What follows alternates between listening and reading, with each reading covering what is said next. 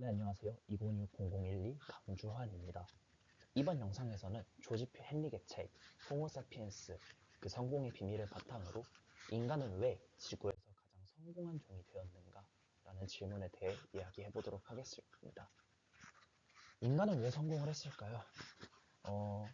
세상에는 다른 다양한 종들이 많습니다. 단순한 인간과 비슷한 유인원들 뿐만 아니라 똑똑하다고 이름난 문어, 그리고 돌고래 같은 종들도 있었는데 왜 하필 인간이었을까요? 우리는 보통 이렇게 생각합니다. 인간이 성공한 이유는 똑똑하기 때문이라고요.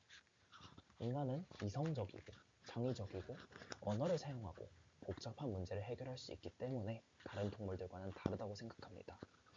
하지만 이 책의 저자 조지프 헨릭은 꽤나 도발적인 주장을 합니다. 인간은 개인적으로 그렇게 똑똑하지 않다는 것이죠. 처음 들으면 좀 이상할 수 있습니다. 인간이 똑똑하지 않다면 어떻게 도시를 만들고 과학을 발전시키고 우주까지 갈 수 있었을까요? 조지 펜릭은 이에 대해 이렇게 답변합니다. 인간이 성공한 이유는 개인의 뛰어난 지능 때문이 아니라 세대를 거쳐 축적된 문화와 집단 지식 덕분이라는 것입니다. 그래서 오늘 영상에서는 이 책의 핵심 내용을 중심으로 인간의 성공을 어떻게 새롭게 설명하는지 정리해 보겠습니다. 그리고 그 전에 앞서서 영상 초반에 앞으로 이어질 4개의 영상 흐름도 같이 짚고 가겠습니다. 이 책에 대한 영상들은 이렇게 진행됩니다. 먼저 첫 번째 영상인 이 영상에서는 책의 핵심 주장, 즉 인간 성공의 원인을 정리합니다. 두 번째 영상에서는 인류 역사에서 가장 중요한 혁신은 개인 천재의 결과인가 또는 집단 지식의 축적인가에 대해 이야기해 볼 것입니다. 세 번째 영상에서는 인터넷과 AI 기술이 발전하고 있는 요즘 인간의 사고방식을 AI와 인터넷 같은 기술이 과연 바꿀 수 있는가를 다루려고 합니다. 마지막 네 번째 영상에서는 지능은 그렇다면 개인의 속성인가 문화의 속성인가 라는 질문으로 넘어가 보고자 합니다. 그렇다면 이제 첫 번째 질문부터 시작해 보겠습니다. 인간은 왜 성공했는가? 보통 우리가 인간의 성공을 설명할 때 가장 먼저 떠올리는 것은 지능입니다. 침팬지보다 인간이 더 똑똑하고 다른 동물보다 문제 해결 능력이 뛰어나기 때문에 문명을 만들 수 있다고 생각하죠. 그런데 헨릭은 이 생각 자체가 인간에 대한 착각일 수 있다고 말합니다. 한번 생각해 봅시다. 현대사회에서 살아가는 평범한 사람이 아무 장비도 없이 낯선 숲이나 무인도에 떨어졌다고 가정해 봅시다. 그 사람은 과연 스스로 불을 피울 수 있을까요? 물론 유튜브나 여러 가지 영상들이 있기 때문에 이 정도는 가능할 수 있을 것 같습니다. 하지만 먹을 수 있는 식물과 독이 있는 식물을 구분할 수 있을까요? 도구를 만들고 사냥을 하고 독을 제거하고 물을 안전하게 확보할 수 있을까요? 아마 대부분은 어렵습니다. 사실 우리 중 대다수는 우리가 매일 사용하는 수많은 것들의 원리조차 제대로 설명하지 못합니다. 핸드폰의 사용 방법, 핸드폰의 제조 방법 뿐만 아니라 더 간단한 불을 피우는 방법, 금속을 재련하는 방법, 약을 만드는 법, 심지어 음식이 왜 안전한지도 잘 모르는 경우가 많습니다. 그런데도 인간 사회 전체는 엄청난 수준의 지식과 기술을 가지고 있습니다. 이건 과연 무슨 뜻일까요? 헨릭의 핵심 포인트는 바로 여기 있습니다. 우리는 스스로 생각해서 살아남는 존재라기보다는 다른 사람에게 배워서 살아남는 존재라는 것입니다. 즉, 인간의 핵심은 개인의 천재성이 아니라 사회적 학습, 다시 말해 문화적으로 배우는 능력에 있다는 것입니다. 헨릭은 인간을 특별하게 만드는 핵심 중 하나로 누적적 문화 진화를 강조합니다. 이게 무슨 말이냐면 인간 사회의 지식과 기술은 한 번 생기고 끝나는 것이 아니라 세대를 거치면서 조금씩 개선되고 축적된다는 것입니다. 예를 들어 아주 단순한 석기를 생각해 볼 수 있습니다. 처음에는 날카로운 돌 하나였을지 모르겠지만 시간이 지나면서 더 잘 자른 방식이 생기고 손에 쥐기 편한 형태가 생기고 사용 목적에 따라 다양한 도구가 분화됩니다. 이 과정에서 단 한 명의 천재가 모든 것을 설계한 것이 아니라 수많은 사람들이 오랜 시간에 걸쳐 조금씩 개선한 결과가 남습니다. 헨릭이 말하고 싶은 것은 바로 이것입니다. 인류의 기술과 지식은 개인이 완전히 이해하고 발명한 결과라기보다 집단 속에서 축적된 결과라는 것입니다. 이 관점으로 보면 인간 문명은 전혀 다른 모습으로 보입니다. 우리가 사용하고 있는 스마트폰도 한 사람이 만든 것이 아니고, 우리가 아플 때 가면 있는 그 병원의 의료기기 같은 현대의학도 한 명의 천재가 만든 것이 아닙니다. 언어라거나 문자라거나 수학, 금속기술, 농업, 제도, 심지어는 법, 과학 같은 그런 수많은 것들이 길고 긴 시간 동안 쌓여서 오늘날의 문명을 만들었습니다. 즉, 인간의 성공은 개인이 얼마나 똑똑한가 보다 집단이 얼마나 지식을 축적하고 전달할 수 있는가에 더 달려있다는 것입니다. 이 지점에서 헨릭은 더 흥미로운 주장으로 나아갑니다. 우리는 보통 진화를 이렇게 생각합니다. 먼저 인간의 몸과 뇌와 진화하고 그 결과 문화가 생겨났다고요. 하지만 헨릭은 이 화살표를 거꾸로도 봐야 한다고 말합니다. 즉, 문화가 인간의 진화에 영향을 미쳤다는 것입니다. 이걸 설명하는 개념이 바로 이 책에서 여러 번 나오는 유전자, 문화, 공진화 개념입니다. 문화는 단순히 인간이 사용하는 도구나 제도가 아니라 인간이 살아가는 그 환경 자체를 바꿉니다.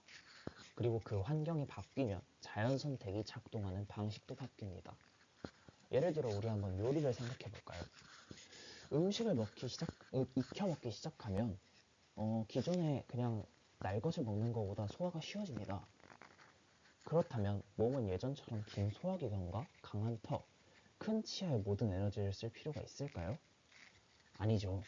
지금 PPT의 사진에서 볼 수 있는 것처럼 예전처럼 또는 다른 동물들처럼 소화기관이 길어질 필요도 없고, 우리가 턱이 강해질 필요도 없고, 치아가 커질 필요도 없습니다. 오히려 우리는 그 공간들을 더 많은 지방을 축적한다던가 또는 뇌의 사이즈를 키운다던가 등등 이런 여러 가지 방법으로 투자할 수 있게 됩니다.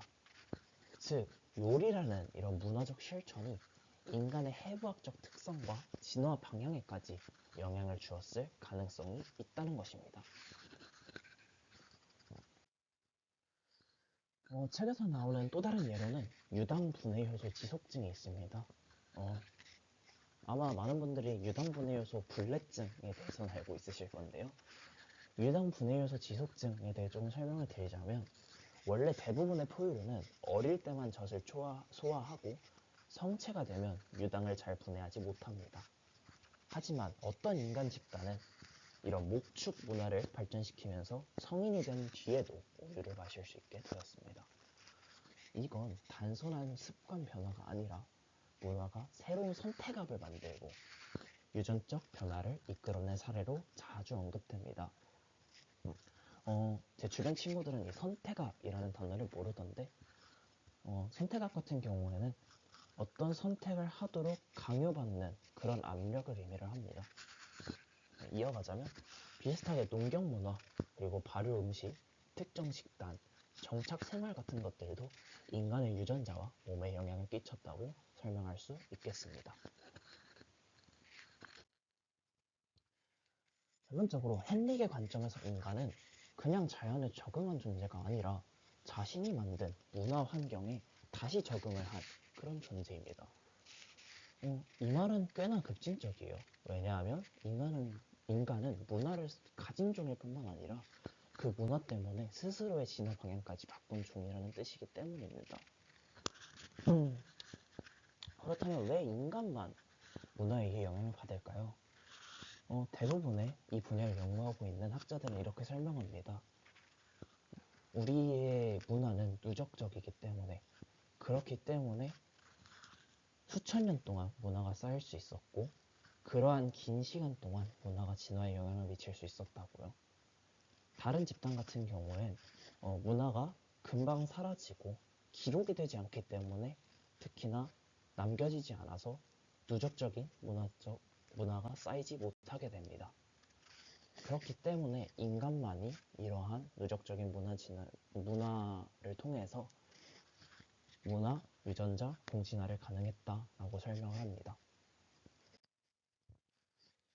이 책에서 특히 인상적인 부분 중에 하나는 겉보기에 비합리적이거나 미신처럼 보이는 그런 관습들도 사실은 오랜 시간 동안 살아남은 문화적인 적응일 수 있다는 점입니다. 예를 들어 라마단처럼 특정 음식을 특정 시기에 먹지 않는 금기, 혹은 독성이 있는 음식을 복잡하게 가공하는 방식. 왜 그런지 설명하지 못하면서도 계속 이어지는 그런 문화적인 관습들이 존재할 것 같습니다. 현대인의 눈에는 왜 저렇게 하지? 그냥 비합리적인 전통 아닌가 싶을 수도 있습니다. 그런데 헨릭은 이런 것들 중 상당수가 개인의 명확한 이해뿐 아니라 세대를 거친 시행착오를 통해 살아남은 지식일 수 있다고 봅니다. 즉, 사람들은 그 이유를 완전히 모르더라도 일단 따라했고 그 결과 실제로 생존과 건강에 도움이 되는 규칙이 남았을 수 있다는 것입니다. 이 관점은 인간 이성에 대한 자존심을 조금 꺾습니다. 저 또한 이 책을 읽으면서 나는 그렇다면 무엇을 하고 있는 건지 같은 그런 질문들을 했고요. 우리는 스스로 모든 것을 이해해서 살아가는 존재가 아니라 종종 이유를 충분히 모르면서도 문화가 축적한 그런 답안을 따라가는 존재라는 것입니다. 하지만 바로 그 점이 우리 인간을 강하게 만들었습니다.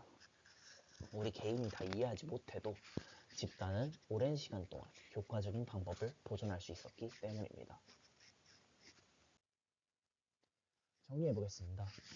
조지 펜릭의 호모사피엔스, 그 성공의 비밀이 던지는 가장 중요한 메시지는 이렇습니다.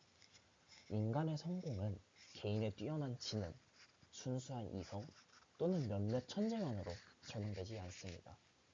인간은 부모님, 가족 또는 다른 집단 같은 다른 사람들에게서 배우고 그 지식을 기록을 통해서 세대에 걸쳐 축적하고 그 축적된 문화가 다시 인간의 몸과 유전자, 사고방식까지 바꿔온 그런 종입니다.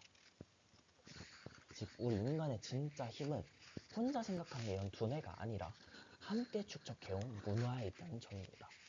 그래서 이 책을 한 문장으로 요약하면 저는 이렇게 말하고 싶습니다. 인간의 성공은 개인 지능이 아니라 세대를 넘어 누적된 문화가 만들어낸 집단 지능의 결과다. 이 문장은 사실 이 책 전체를 관통하는 핵심이기도 합니다. 그렇다면 여기서 자연스럽게 다음 질문이 따라옵니다. 제가 이 책을 읽으면서 가장 궁금했던 점이기도 하고요. 만약 이 책에서 얘기하듯 인간의 성공이 이렇게 집단 지식의 축적에서 나왔다면 인류 역사에서 가장 중요한 혁신들은 과연 개인 천재의 결과였을까요? 아니면 이미 축적되어 있던 그런 집단 지식의 결과였을까요? 뉴턴, 그리고 다윈, 아인슈타인 같은 인물들을 떠올리면 우리는 흔히 역사란 천재가 만든다고 생각을 합니다. 하지만 헨릭의 논리에 따르면 그 천재들조차도 이미 문화가 축적해놓은 거대한 지식 위에서 생각한 사람들일 수 있습니다. 누가 했는지 정확한 말은 기억이 나지 않는데 그런 말을 제가 알고 있습니다. 우리가 연구하고 있는 것은 거인의 어깨 위에 서서 하고 있는 것이다. 다음 영상에서는 바로 이 질문, 인류 역사에서 중요한 혁신은 개인 천재의 결과인가, 집단 지식의 축적인가를 중심으로 이야기해 보겠습니다. 네, 첫 번째 영상은 여기까지입니다. 감사합니다.